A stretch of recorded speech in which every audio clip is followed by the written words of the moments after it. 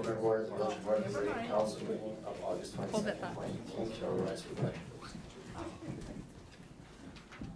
Pledge allegiance to the flag of the United States of America and to the republic for which it stands, one nation, under God, indivisible, with liberty and justice for all.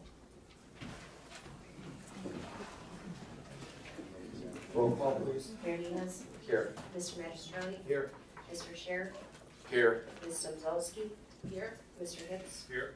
Ms. Nowak. Here. Mr. Wojciech. Here. Mr. Bryan. Here. Lieutenant Zemek. Here. Harold. Here. 9 present. Okay, there are no minutes today, so I'm going to move on to the agenda. We have Judith Matlin from the school board here. Would like to address us. Would you please come up to the podium, please? And Judith, if you press the silver button, please. Thank you. Thank you very much, Mr. Mayor. Esteemed council, as your mayor told you, my name is Judith Matlin, and I'm a school board member for Northfield Hills School. I'm sure you're aware that we have a levy on the ballot in November, and it's a $6.98 million levy. I gave you packets that you could look at. I wanted to reassure you what that money is being spent for. Perhaps just bringing it out in the open. The last levy that the school system passed was in 2011. Levies normally have a shelf life of 2 to 3 years. We made ours work for 7 years. So it's been 7 years since we've gone to the voters and asked for some financial help. The 6.98 mil will translate to about $7 million a year, and that would come to approximately $41 per $200,000 value home. Now, we could go into a lot of the ins and outs of House Bill 920, that even if, and this is why it becomes so critical, and it's a lot different than income tax, sales taxes, and other taxes. We could build 100 unit development, 100 new households, and you're gonna think, oh wow, more money. No, we will only get $7 million, no matter how many households are built or constructed, sold, appraised, or whatever. That's it, that's our limit. So it doesn't increase as home values increase or as the number of homes increase. And that's what, like I said, that's very common with the state. The other thing with the state is they determine how much money each school district gets, and that varies from year to year. We can't even count on a certain pot coming from the state.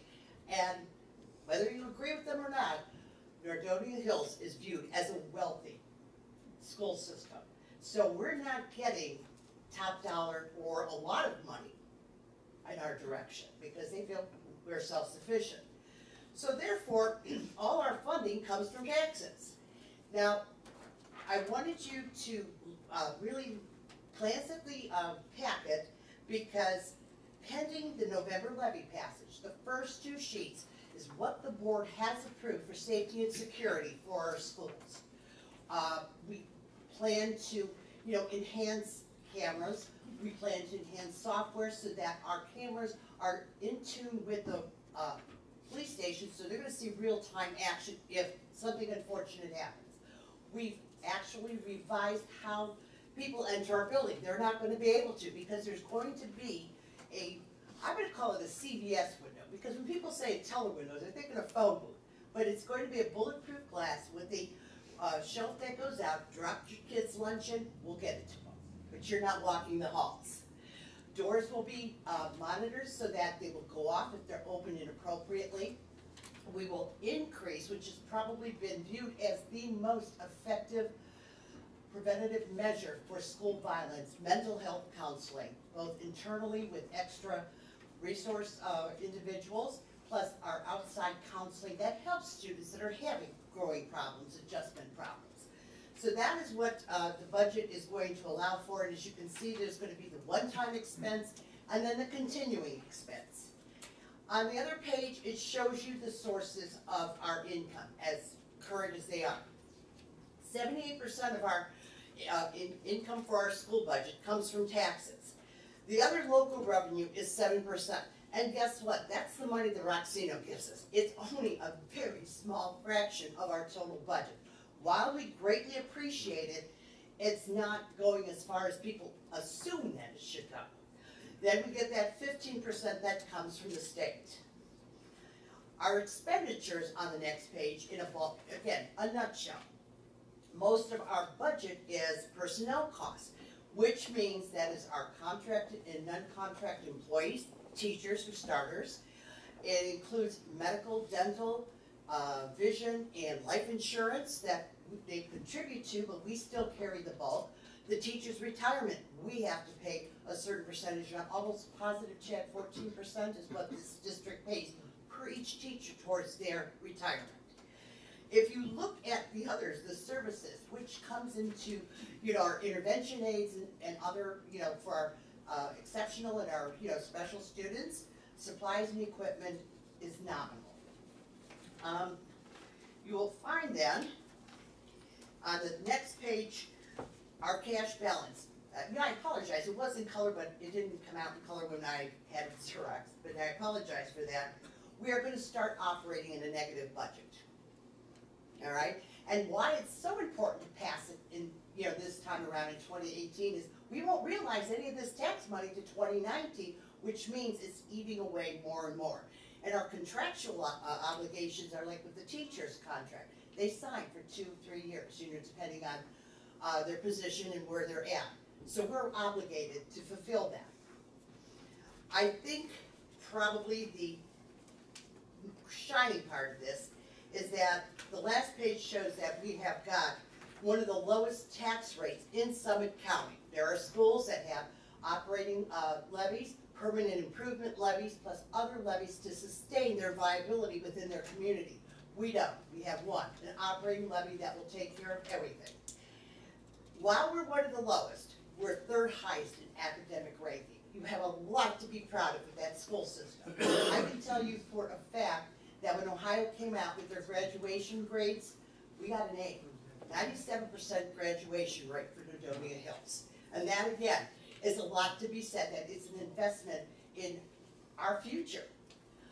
And while I know a lot of you, a lot of your constituents might not have students in that school system, they have to remember that a thriving, stable school system will equate to a thriving, stable community. We want people to come in here and participate and live in this community. I don't know, is there any questions you have offhand? I did leave you my card. Please feel free.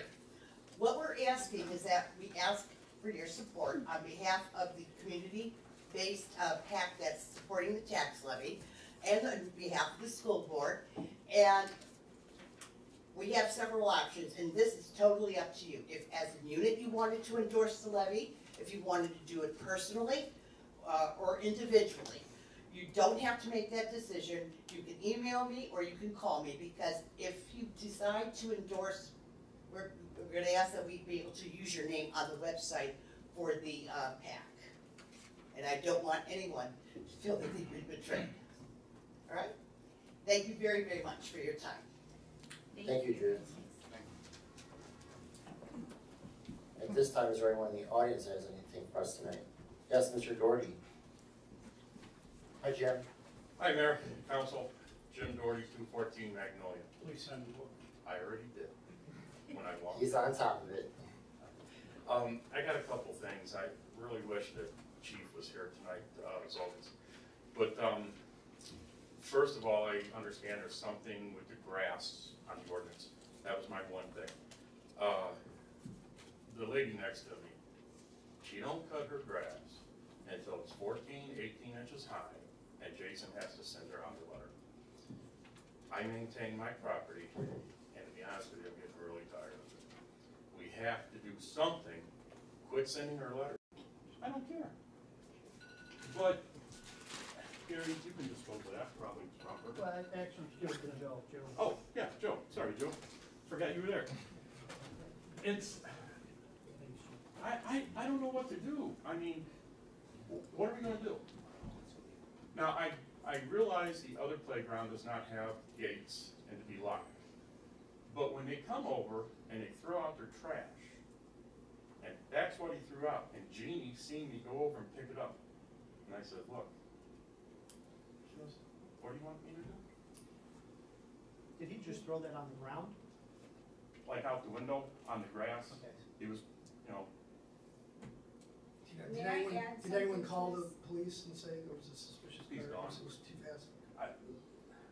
Brad, I've done it before, Right. and by the time they get there, they're gone. Right. It You know. depends, where they And then, are, if they're on. Yeah, if they're on a call, you know, it could be 30, 45 minutes before they get out there. No, They're I understand. gone. I'd like to add Sure. something to that.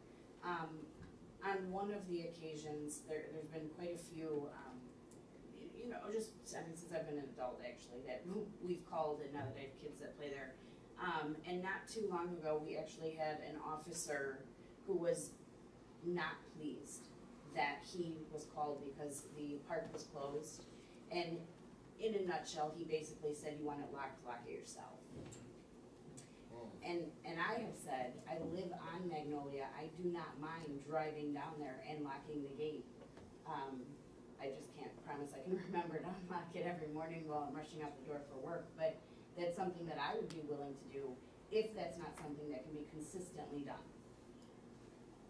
And, you know, I wouldn't say this if there was anybody, children in the audience.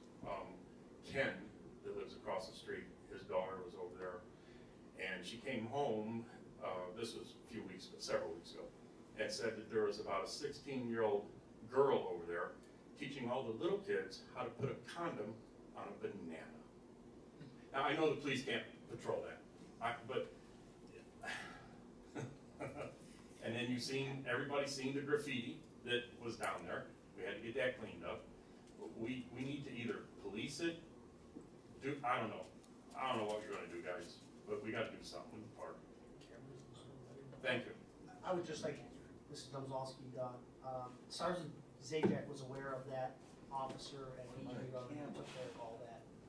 I appreciate that, I do, and, I have kids that want to go play there, and, I think sometimes not everybody understands that, and to them it may not be as big of a deal as it is to a parent in the community.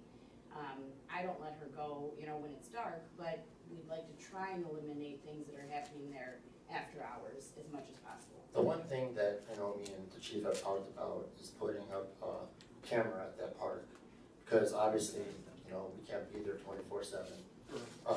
And we're gonna have a discussion tomorrow about the gate. But I think that's one direction we need to go in, is look at a camera for that park.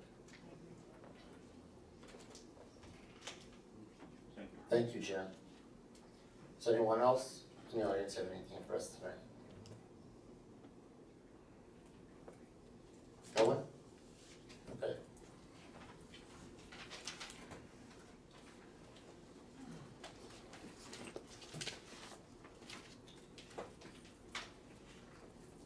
Reports to the municipal officers. The mayor at this time does not have a report.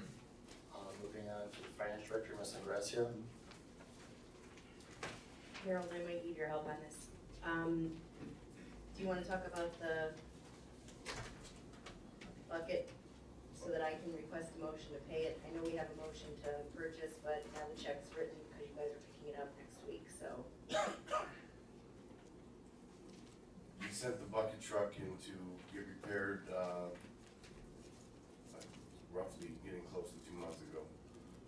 What we found is that it's a 1994 Ford bucket truck. The bucket itself, the company that made that bucket was sold to another company. Couldn't get parts for it. Again, it was a 1994. So it came up to be where the repair was, we found an aftermarket, or the company found an aftermarket company that would get us the parts for that particular bucket truck. It was roughly gonna be around $8,000, which is too much money to put in the bucket truck. It's had some other issues. Speaking with Tricia, once we got to that, she kind of felt the same way we did. At that point, you're better off purchasing something else. So talking with the mayor and then, going over with the council president, and the council president, I guess, was gonna, talk with council. We then went on a search to try to find a truck. Obviously, we need the truck for a few things that we do. We have to make sure that we're putting our people in something safe. We ended up finding a 2008 Ford bucket truck, updated, state inspected. In fact, that's where it's at now. That's part of the deal. It's got to pass the state inspection, making sure it's safe for people to operate. There's a few other things that we wanted changed. New tires on the front. They had a small exhaust leak. They put a new manifold on. A few things. It's $100,000. We found that was the total. $24,000 was the total. So it's not a newer truck. It's definitely a used truck, but it's something that will buy us time. We had the 94 for several years. It was time to go. We did talk about replacing at the very beginning of the year, but we were unsure of the budgeting, and we were hoping to go one more year. So that's a good 14 years. Jason, do you remember what year we bought that one? The 94. Yeah. We were trying to figure. It's roughly 12, 13 years we had it. I bought it on eBay. Yeah, I remember. Yeah, we couldn't find, at the time, we couldn't find anything under like 35,000 in our area. They've actually gone down around here, but I found that one in Philadelphia and went by the reports of they sold 180. And that company's not on eBay anymore, so well, I did look there first, but Is the new one gas or diesel? it's gas. You know how many miles are on it? 130. And it was a Verizon truck that worked PA and Ohio. The actual generator, which is when it's working, the generator has 2,000 hours on it, which is very low for the year. So What did you mean by when it's working? You mean when you're using? when you're using the actual bucket, so it's really they service, like I said, from PA to Ohio. The miles didn't concern me on this type of vehicle, and it's gonna basically putt up and down Route 8. That we can handle that, and it does have that 5.4. You're getting good mileage on them. Miles aren't going to be an issue. It's more hours for us. If you try to find anything much new, you start to get to 30,000, 40,000. I mean, for what we do, it's not like we do minimal, but we do need it. When I started here, I used to stand in a bucket of the backhoe, and I would go up and put flags up, or we'd cut trees until OSHA caught us. So it's, we have to have it. It's a good truck. We looked at about 11 trucks, and we bought this one, or we made a deal on this one. It's around 2 miles from PA, in East Palestine, Ohio. So I'd like to make a motion to approve the check. I'll second it. Motion by Mr. Vojtich, seconded by Ms. Buczowski. Any further discussion or questions? Okay. Yes. And vendor. Yes. $24,000 to Superior Aerial Lift, is that correct? I believe. Yeah. Roll Arena. Roll Arena, yeah. Roll Arena. Roll Arena is the actual name. Superior to the inspector, where it's at now. Yeah. Okay. Thank you. All in favor of the motion? Yes. Yes. All opposed? Okay. Motion is approved. That's all I have. Thank you. While we're on that, we'd like to get permission to take the 94 and put it on the gov deals. We did have them take the bucket off the truck so it won't be sold with something that's unsafe. Can we get anything for that truck? Does it still have any kind of value? It's on got utility bed, the truck is, that truck's got just under 70,000 miles on it. It's a 94, but we've hardly put any miles on it, we've put hours. So, yes, concrete contractor, electrical contractor, excavator company. I'd like to make a motion to be able to do that. I'll second. All right, the motion is to dispose of the 1994 truck. Motion made by Mr. Voitis, seconded by Ms. Salsky. And put it on govdeals.com. Anybody else? Okay, all in favor of the motion? Yes. Yes. All opposed? Okay, motion is approved. Thank you. Okay. Moving on to the engineer, which is not present. He'll be at our next regular scheduled council meeting. Moving on to the law director, Mr. Bryan. Thank you, Mayor. I have no report this evening, but I am going to request that council go into executive session at the end of the regular business portion of the meeting to discuss an employee personnel matter and update council regarding the status of collective bargaining talks with the IAM union. So we'll deal with that at the appropriate time. And that's all I have, Mayor. Thank you, Brad. Moving on to department heads. Police Chief John Zolgis. Thank you, Mayor. I had emailed everybody a copy of my report. The only thing I'd like to add is that school starting tomorrow, Ledge Road will be a mess.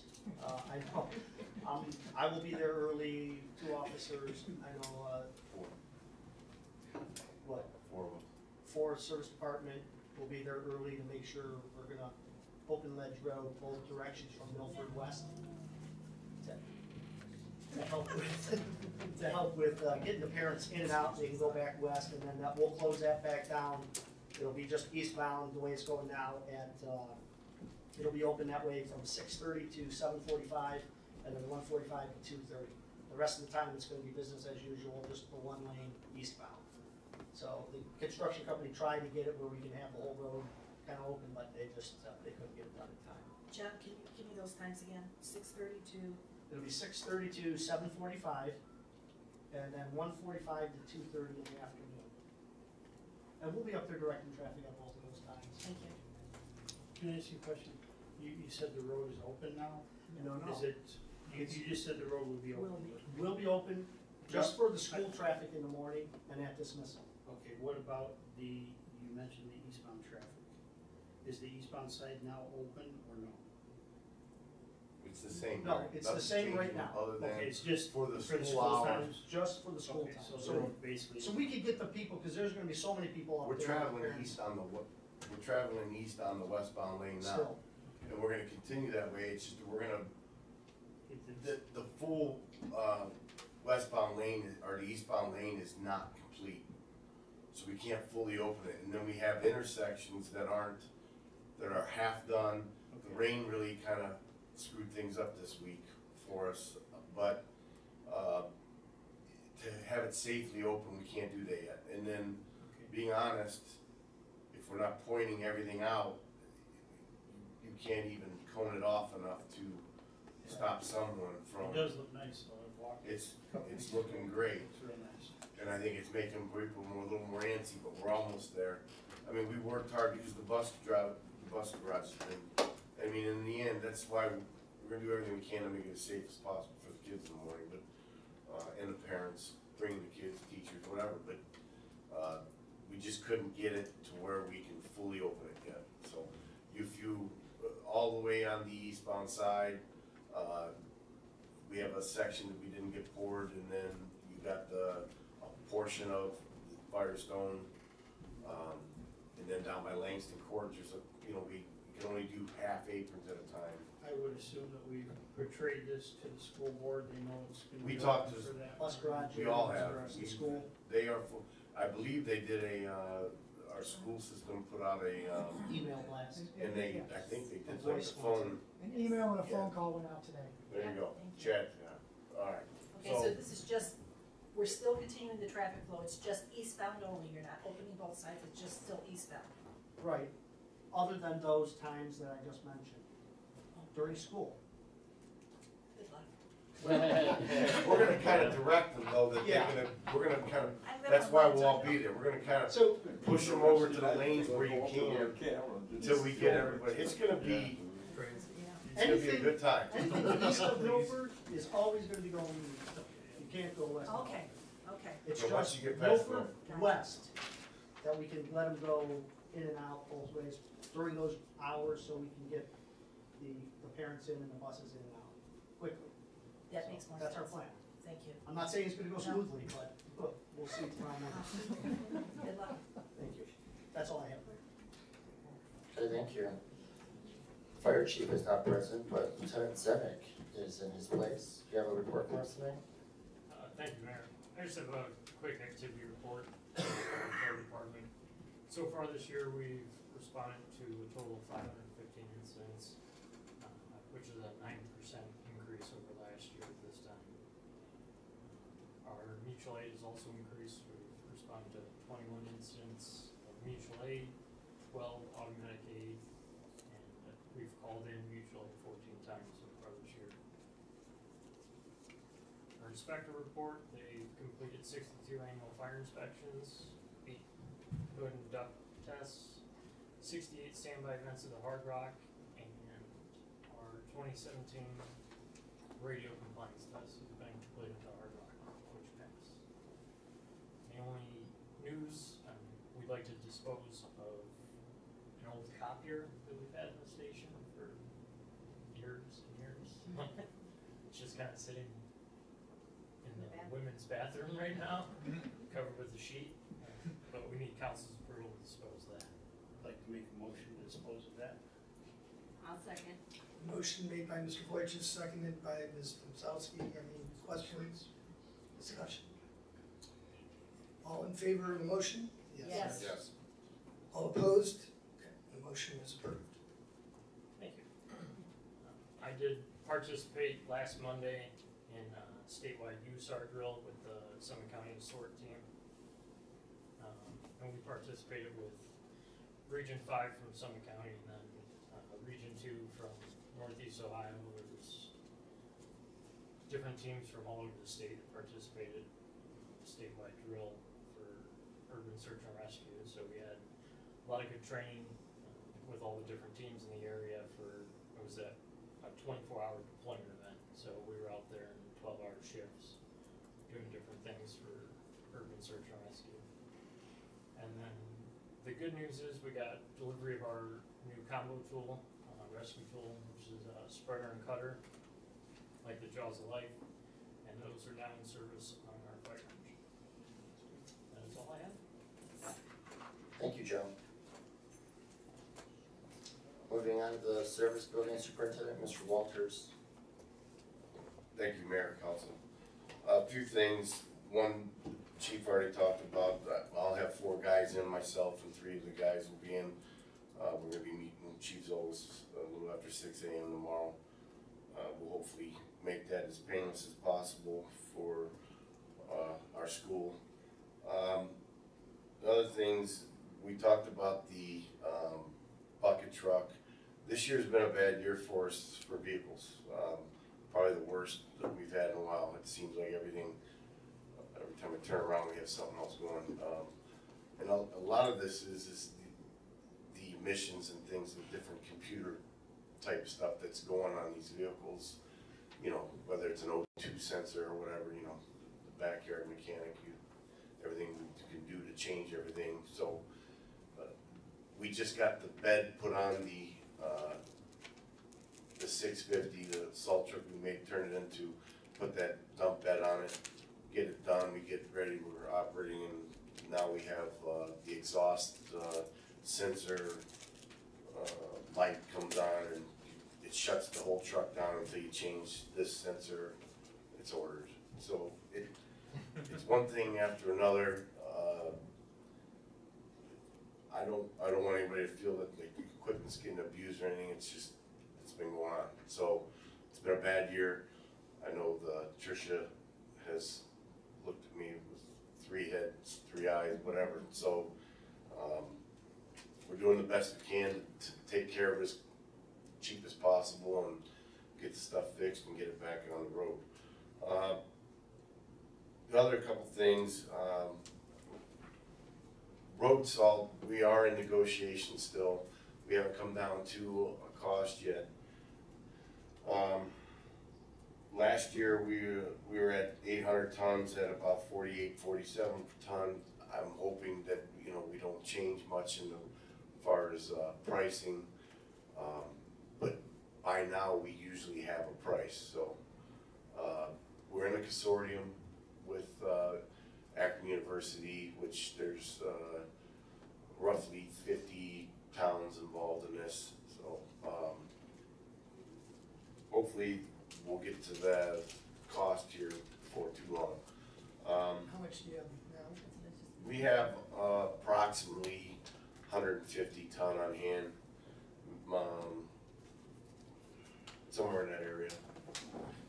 I put in for 1,100 tons next year just because, as everything else, if need be, we'll be able to at least take more at the end of the year and get it at a lower cost in case.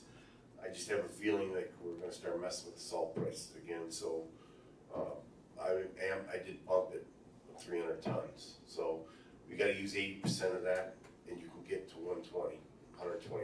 So you can go 20% over that 1,100 if need be. You know, it's been hard the last couple of years with what kind of winters we're gonna have, so we should be getting that here soon.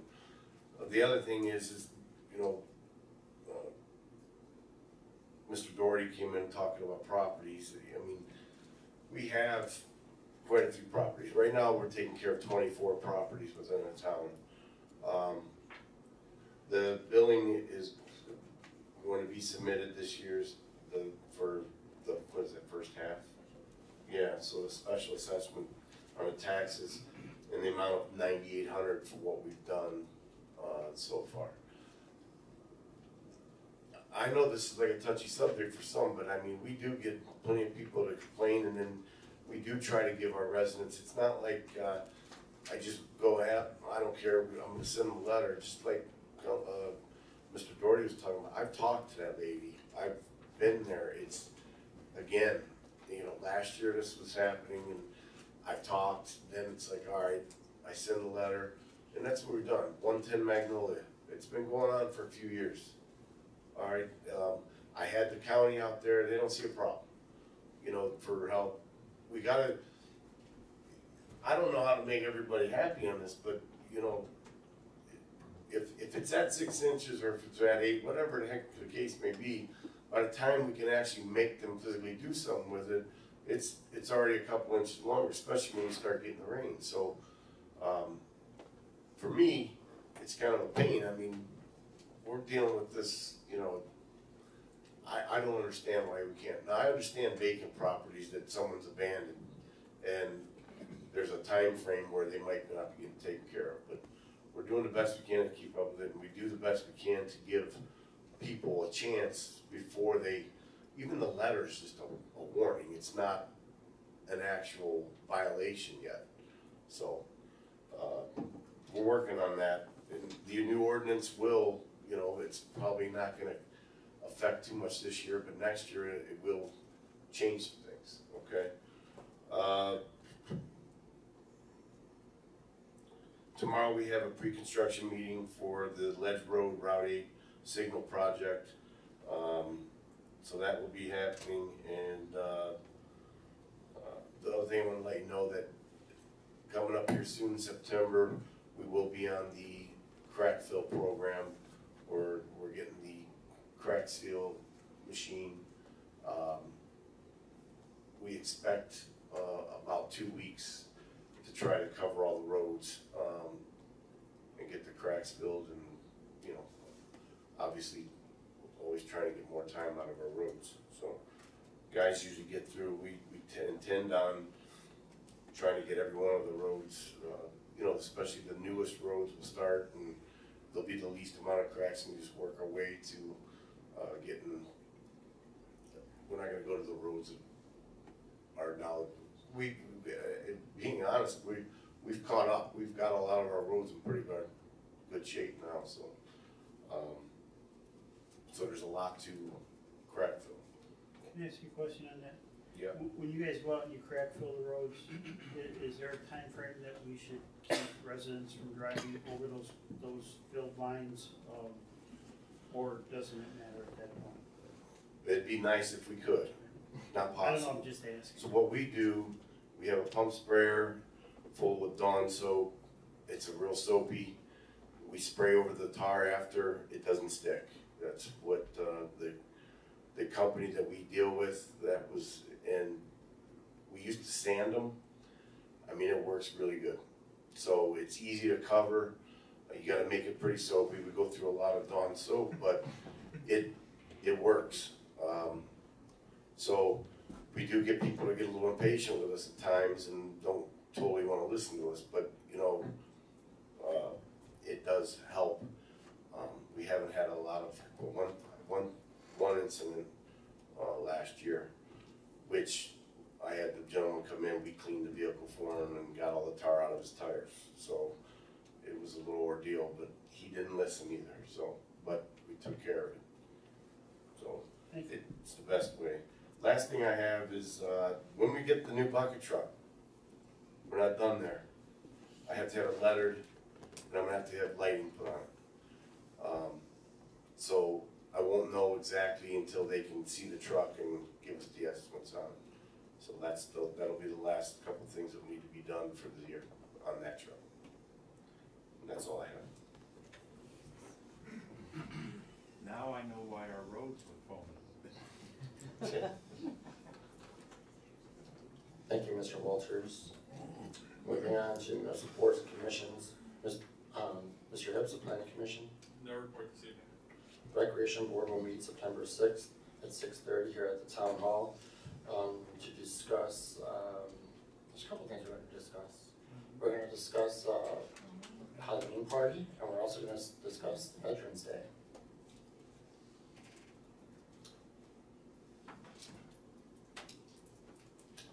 Okay, reports of the standing committees. Mr. Magistrelli on Finance. Excuse me, this evening we had a regularly scheduled finance meeting. Everything went smoothly. I'd like to thank my committee and Ms. Ingracia for having everything prepared for us, and it took us, I think, only 12, 13 minutes to get there. Thank you very much. That's it, Mr. Mayor. And your next meeting will be? Good idea. 26. Thank you.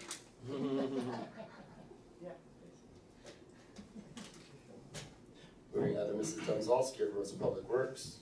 No report this evening, Mayor. Health and Welfare, Mr. Scher. I have a report.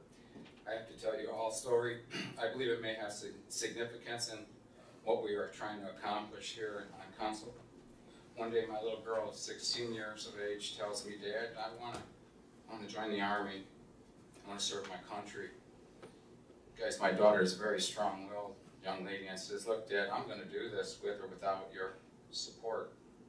You see, so I need you to sign for me now. You see, I gave it a little thought, and it's what I need to do. See, that's what I'm going to do, serve. So a recruiter shows up at McDonald's. I send my daughter away for dinner salad. Imagine that. A recruiter actually treated me to a dinner salad, and I tell you, I had trouble eating it. I don't know if any of you can grasp that. I don't know if any of you can feel me here. My daughter served in the Army for 6 years. She did one of four. She did one tour of duty in Iraq. She took care of 250 troops. One dead now, and one severely crippled from one of them roadside bombs. I am nobody. I'm nothing at all. Not a day went by, not a minute went by when I didn't think about her stressing and preoccupied while she was gone. My brother did 3 tours of duty. My son-in-law 4 tours of duty, and he's a detective in Akron now. A cousin died in Vietnam, and an uncle in Korea. Everyone in Northfield, they had an American flag planted on their tree lawns, and I picked up about 15 of them on the ground in the mud. I see a fellow running around town with a flag with a blue line mounted on his truck. And I like to believe all of our government officials, when they say our troops, they die for freedom. They die for our Constitution, and they fight for our civil liberty. I don't get a lot of things. We pass codes here in the village that actually violates its residents' civil liberties. Shoot, they voted for us. Their signs, their grass. We push our pins and we impose more guidelines for them to follow for their own good. I measured the village playground, the grass that Mr. Doherty put in an official complaint. I think it was on the 20th of August. I don't understand why a person might leave their lawn unkept like that. But personally, if it bothered me, instead of making a stink, I would just cut it, and then it would not bother me no more.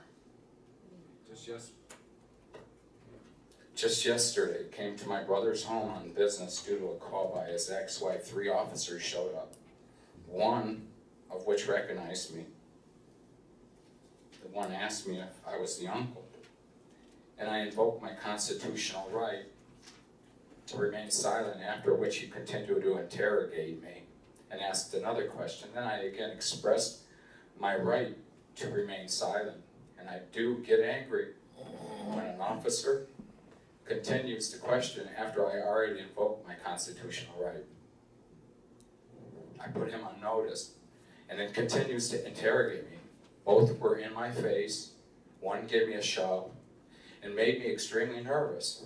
So I moved away from them both, and at that time they expressed his fear for his safety, and both police grabbed my arms and twisted them behind my back. My right shoulder popped immediately. I heard catchphrases like, "Don't resist."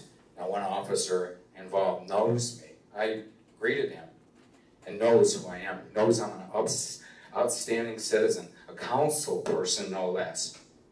Put 2 sets of cuffs on me, twisted them one way, the first one, tightened it up so tight, and then the other one twisted it the other direction and cut off all my circulation in my hands. And here's the bad part of it. I play a guitar. That's my life. I am fearful now because I surely don't need to have nerve damage in my hands. I've been doing therapy to regain motion in my right shoulder, and now my shoulder is re-injured and in extreme pain. Right now, I'm sitting in front of you, and my shoulder hurts. One officer opens, after he detained me with the cuffs in the back seat of that car, and he opens the door, and he says, "Now do you want to talk to me?" And I go, "No, sir, I'm telling you, I want to remain silent. It's none of your business." He takes off the cuffs, and as he's unlocking them, I expressed to both police officers that they injured me. They injured my shoulders. And they said, "We didn't do anything to you." I said, "No," and I rotated my arm, and I was in, like I said, I was working on my arm for 6 months, and when you're old 58 like me, your arm goes out. And sometimes you'll throw a ball too fast, but anyway, I got this injury from 2 of our police officers here in the village. I believe the police officers wanted to show me authority to me. I'm an easy target because I am a 58-year-old senior citizen. It was easy for them to both gang up on me and twist my arms like that. I did not threaten them in any way whatsoever. I just would not cooperate with them because, again, it is my right to remain silent. After all, that is why my daughter went to Iraq, to protect my constitutional rights, to protect my civil liberties. That is why my uncle died in Korea. I was told this all my life. These people died for our freedom. I'm appalled that the police officers that were sworn to uphold the Constitution and yet imprisoned me for a period of time and injured me at that same time. And I don't know if they do it to other people, but maybe they just picked me out of the crowd. I got it, and don't lie, I don't like when you tell them you're violating my rights and they continue on.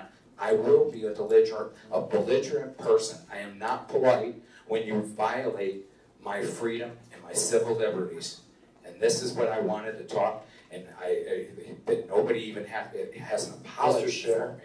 And I thank you very much for your time. This is a very important issue that we do have here in the village. This is a personal issue, and this is No, not it a is health not. and It's welfare issue. It is not a personal issue. Mr. It's Scher, would please you talk. please?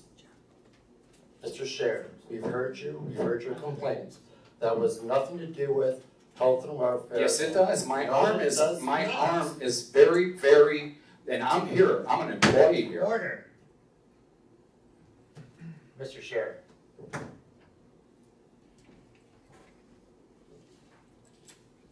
Anyone that wants to see those videos of what happened to you, you were not mistreated. Anyone here can go down to the police department and watch those videos. I want them to, and I want them to see them. Absolutely, we all Two do. cuffs on me. What Mr. was I gonna Scher, say? I have the floor.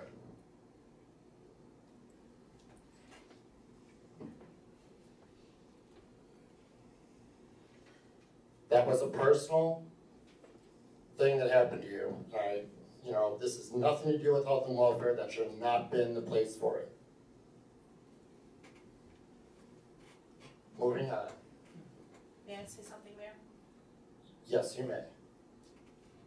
I know that you're new at this, Keith, but the committees for the health and welfare is for the wellness of all. It's not a personal thing. Oh, so wait, they could just abuse any one of our residents that way? No, but the committees is for the residents and overall something that we could do. It's not a personal thing. This is something that it should. I don't live here. Okay, I would like for the police chief to respond, and I would also like for the law director to respond, because I don't understand how we're violating people's constitutional rights. I don't understand this at all. Law director, would you please enlighten us if we're doing anything against anyone's constitutional right? Yes, Mayor, I think Chief Zolgis wants to speak first, then I can answer that question later. Thank you. Could I ask you a question real quick? Absolutely, Gary. We're gonna go to an executive session after we get done with everything else. Can we possibly see those videos while we're in executive session, or no? No, I don't know that that would be We appropriate. can't in executive session, but you can do, You would can see actually it at have to any make point. a public records request to Lisa Feldman. Would we have to do that as council seeing it? You could do it as council, Right, council people don't need to make a public records request, and I think if you can make an appointment with the police department so that someone's there. Okay, I didn't know if we could bring it up and we could see it up here, since we're gonna be here anyway. But I definitely would like you to see it. I would. Chief, The only please. thing that I have to say with it is that the officers responded to a call of a domestic. And upon arrival,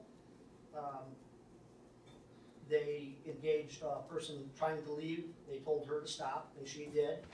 They told Mr. Sear to stop. He wanted to leave, get in his car and leave. And they were investigating the complaint. And there were some other people inside. So in a situation like that, we don't let people just leave for no reason. We have to find out who they are, what's happening with this situation, especially with domestic violence.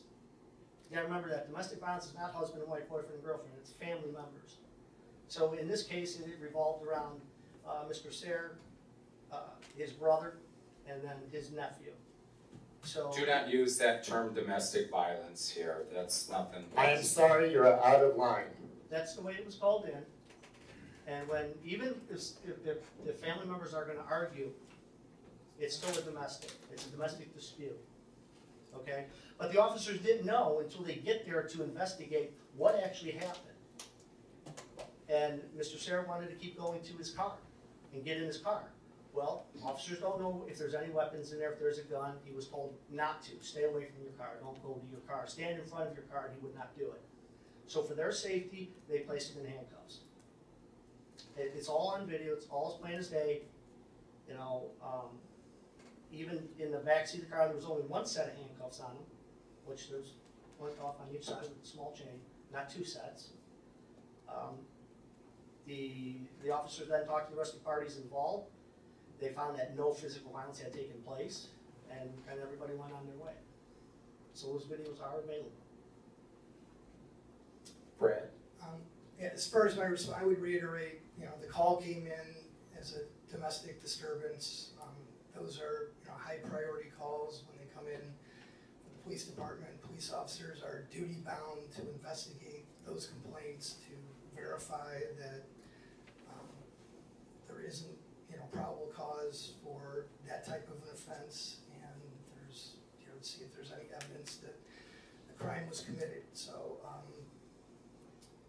you know, when officers approach a scene, they are free to question anyone. They do not have to give somebody their Miranda rights unless somebody is being questioned in a custodial situation once they're arrested and they're interrogated at that point, or whether they think, you know, they have evidence that a crime was committed and then are, you know, questioning them afterwards. So Mr. Scher, you know, they have the right to ask him, anyone on the scene, what happened. He has his right not to answer any questions and is free to exercise that right and not respond, but they are certainly allowed to ask him what happened, and that's what they did. He said he wasn't going to answer any questions.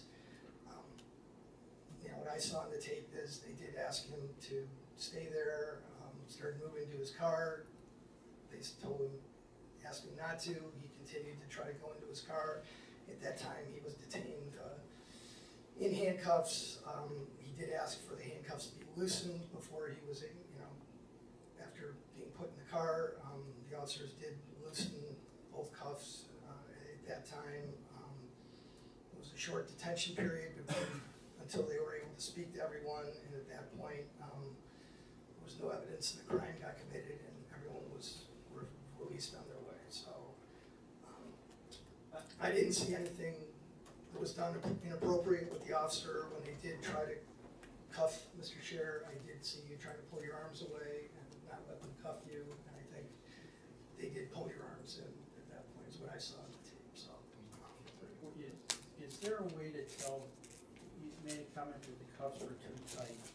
Is there a If way you to- watch the video, you can see that they were not. I mean, you can move them up and down. And, you know, I first watched it, Sergeant Carlisle watched it and found that the officers did not violate our use of force policy. They used just enough force to gain control, and that's it. and that's not to say it's comfortable for anyone to have their hands behind their back in handcuffs. So I'm sure it was uncomfortable and didn't feel great. But Vic stayed behind the back, and Chief Zogas was like this when he showed us, which, well, I'll see it. Can I see it tonight after council maybe? I don't care. Yes. Oh, you know what, I gotta make a request first, never mind. No, you don't have to, it's part of council. As part of the council, you don't have to make a We request. also have executive session. Can I really need to make a comment. Mrs. Demzowski? I'm sorry, but you know what, at the end of the whole rigor, whatever that word is. Rigmarole. That one. The one thing that has stuck with me that you've said is that you have offended me. Because I earned this seat to sit here, and not a day goes by that I think I violate anybody's rights in this village, because I fight tooth and nail, because my kids are the future of this village, and for you to sit there and say that, I can't even. You whine because nobody agrees with you, because you have a freaking ruler walking up and down the streets measuring people's grass. But the problem is, you are one-sided and you don't hear the entire thing that we're talking about. Nobody in their right mind is going to go around with a tape measure measuring grass. When you have a complaint, that is when we address it. Just like we have, Mr. Doherty has a complaint. It is addressed. There's another complaint on my street, right here. It's addressed. We know Jason's working on it. We are not paying anybody in this village to drive around with a tape measure. But you, Mr. Victim, think that someone's gonna come measure your dandelion and give you a ticket. because you don't use fertilizer. That's not what it's about. Now you've offended probably the nastiest one up here, and that's not right, because I earned my seat. I earned it. Do you want me to go further in how I earned my seat? Mr. President, point of order, please. I was done. Are you done, Mrs. Oh, I'm done, Wojciechowski? yes, thank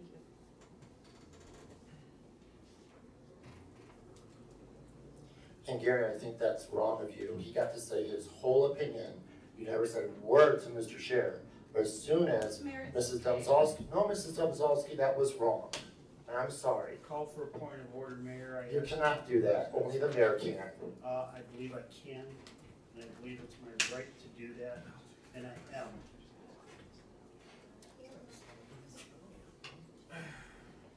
Okay, moving on. Wages and working conditions, Mr. Wojciech. No report, Mayor. Fire and safety, Mrs. Nowak. No report, Mayor. Buildings and grounds, Mr. Hips. No report for buildings and grounds, but I'll kind of roll the side ordinance into buildings and grounds. We had our kickoff meeting to kind of go over that last Wednesday. A lot of information was brought out about compliance with some Supreme Court rulings, and our sign ordinance does need a total overhaul regardless of changing things because we don't really comply at this point. So moving forward, we'll be looking at bringing ourselves into compliance and kind of tightening things up around here as well. So, and report on that. Thank you. Excuse me, Alan, so for that, we're gonna still have the meeting the third Wednesday of the I believe month? that's the plan. Yes, at 6:30. At 6:30. Thank you. September 19th. Right, just to clarify, that would be September 19th at 6:30. Thank you.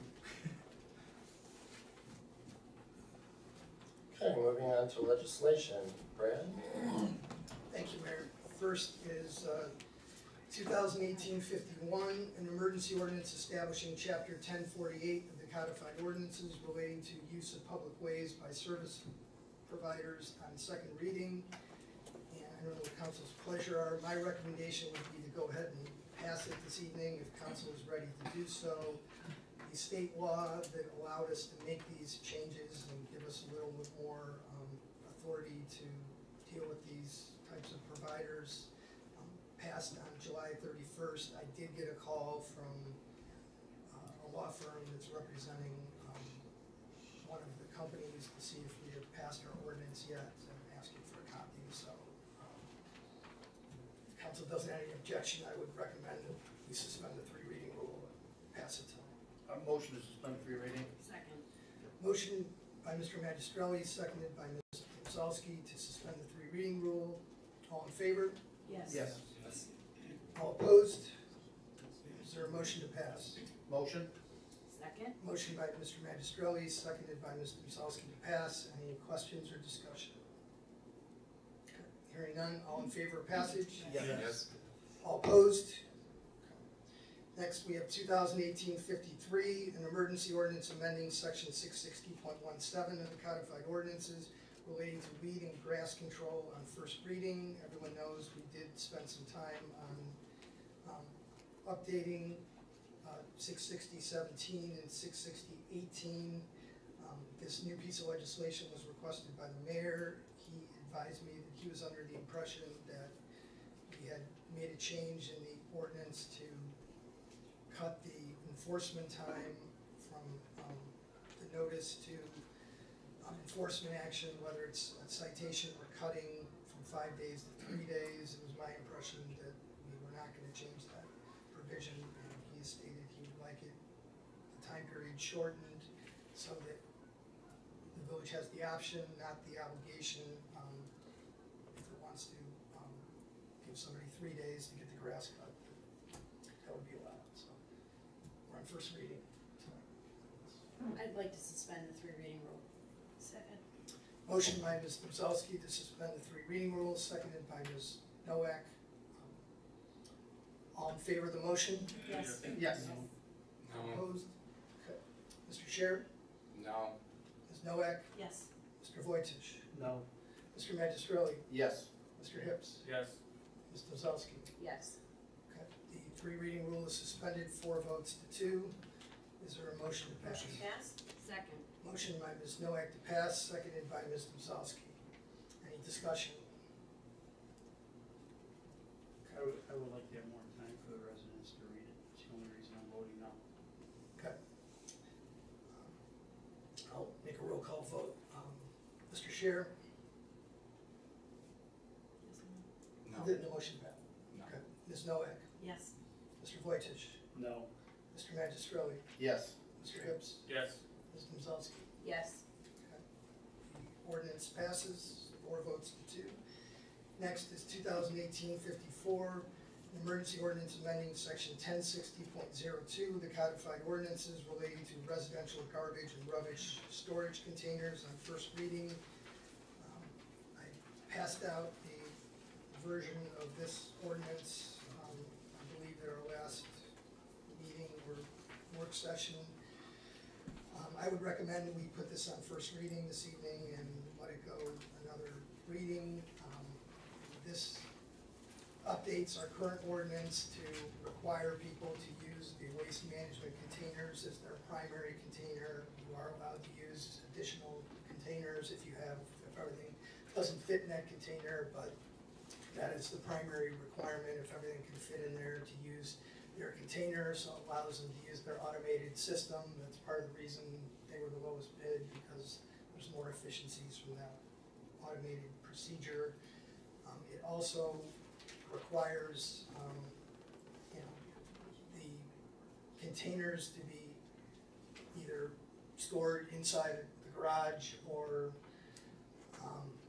behind the front building line, so they're not left out in front of people's houses.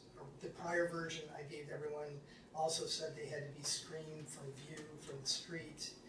The mayor, went out and kind of looked at the village to see if that was kind of feasible, and especially for corner lot properties, he thought it would be kind of difficult to screen those from view, and some other houses that requirement might be unrealistic. So I removed that language. And I would kind of like counsel to go out and just drive around, just to see how many houses there are, see these corner lots, see how they configure their trash cans, and let me know what you think. So, I mean, the goal would be to have this in place by the time waste management's contract starts on October 1st. Mayor, can I ask you a question? Absolutely, Gary. Those corner lots, how would those people, if we're putting our cans behind the front line of the house, they'd have to put them on the side of the house to their neighbor? Or inside? See, that's the problem, especially behind the plaza. Yeah, because, that's what I'm thinking. Because, the front of the house would be considered the road that you're on. So, yeah, that's something we definitely need to look at. Okay, thanks. Yeah, that was one of my concerns too. And there's just some other language kind of tidying things up to match with the contract and make sure we're compliant. All right, so that'll be on second reading at the first September meeting. And next we have 2018-55, an emergency resolution directing the certification of delinquent sewer and maintenance bills to the county fiscal officer for placement on the tax duplicate. We need to pass this one and the grass fee bill tonight so that we can get it to the county for placement on the tax duplicate. The deadline for doing so is, I don't know the exact date, but it's the first week of December 15th. Right, okay. Motion to suspend the 3 readings. Second. Motion to suspend by Mr. Magistrelli, seconded by Mr. Hibbs. And just to let everyone know, if someone pays before we take it down there, they will be removed from the list. Yes. Can I ask one question on this? It says the certification of delinquent sewer and maintenance bills. Is it sewer maintenance bills, or is it Yes. two different things? No, it's sewer maintenance bills. So, okay. Yep. I didn't know Okay. it was two separate. Yeah. Can I ask,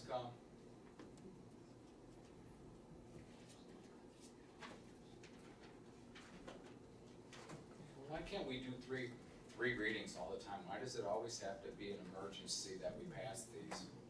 Why, every single time going through it, we don't even let it go through their normal process. Well, let me ask you a question. How many notices have you gotten that you haven't paid your sewer bill? I'm not talking about me. I'm just saying. On certain pieces of legislation, I would completely agree with you, Mr. Chair, that it's appropriate to have 3 readings and have council understand this is kind of a ministerial thing that we do every year. The second meeting of August, so that we have time to get it on. The delay usually is that the sewer maintenance bill contractor is trying to collect as many of these delinquent bills as she can before she makes up the list to kind of make sure we can try to get these things paid, so we don't have to do this. Same for the grass cutting, so we try to go as long as we can before we finalize the list and to knock off as many as we can, so. I think the issue might be the word emergency resolution, and maybe not everybody understands what that means. Can you explain why Sure. these are passed as Right, emergency? totally separate from the 3 reading rule. 3 reading rule is normally legislation must be read by at least the title 3 times before it can be passed, unless the 3 reading rule is suspended, which requires a 2/3 majority of council to do so, and then it can be passed without getting read 3 times. Emergency legislation is a separate issue. That means the legislation is effective upon passage. So when it's passed, the mayor signs it, it's immediately effective. Otherwise, by law, it takes 30 days for it to be effective. So in this case, if we'd have to wait 30 days, we would miss that September deadline for getting things on the duplicate, and we can only do this once a year, so we'd have to wait till next September, and we'd be a year behind on collecting these bills. Thank you. All right, we have a motion on the floor to suspend the 3 reading rule. All in favor? Yes. Yes. All opposed? Okay, Yes. 3 reading rule is suspended. Is there a motion to pass? Motion? Second. Motion to pass by Mr. Magistrelli, seconded by Mr. Hips. Any discussion, questions? Okay, hearing none, all in favor of passage? Yes. Yes. All opposed? Okay. The resolution is adopted, and then last we have 2018-56, an emergency resolution directing the certification of delinquent grass, weed cutting, and property cleanup bills to the county fiscal officer for placement on the tax duplicate, also on first reading. Is there a motion to suspend the 3 reading rule? Second. Motion to suspend the 3 reading rule made by Ms. Noack, seconded by Mr. Hips. All in favor? Yes. Yes. All Yes. opposed? Okay, is there a motion to pass? So moved. Second? Motion by Mr. Hips, seconded by Ms. Noack. Any questions or discussion? All in favor of passage? Yes. Yes. All opposed? Okay, the resolution is adopted, and that's it for the legislation, Mayor. At this time, is there any old business, new business, or announcements? Mayor, I got something real quick. Mr. Walters? Our village website still has online sewer payment, but you can't access it. We have to take it off, or, in my opinion, we need to fix it. Being honest, that's how I pay it. So, I know the answer. And I totally agree with, it isn't her responsibility to give her information, so, but the village has to provide this in some way, shape, or form, but until we do that, we need to remove it from the site, which I know has been requested. I was with you. Yes, and I had called Diane, so I will call her again. Because it still have people trying to pay their sewer bill online, and a lot of people only pay it that way, so. Well, they're the ones calling, so they have made calls, and I told them that it was coming off, and it reminded me to go check, and it's still there, I just checked. I will address that tomorrow Tricia, morning. can I ask you a question? The 12 people that have called and asked about that, they can't do that, are any of them on the delinquent list by chance, you know? You would have to contact Diane for that information, because I'm not in charge of the billing. I I just thought maybe we can save them from being on the delinquent list if they're willing to come over here and pay it. I don't know how that works, but.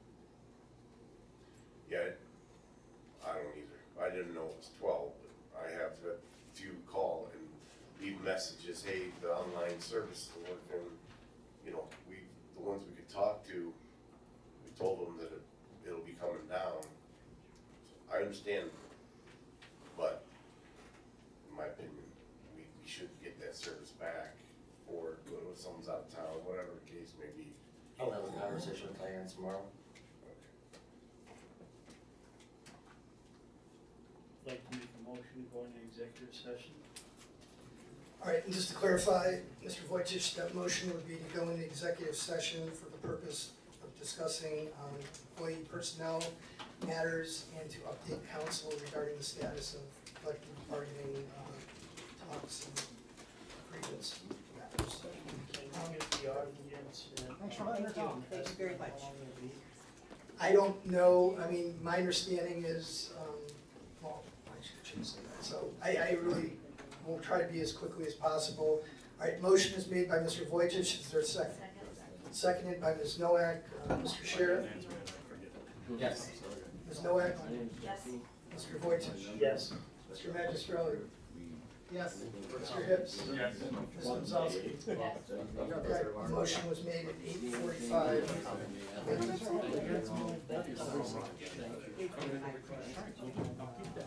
Hi, Carol. Good night. Got that? Both letters. Oh, both letters.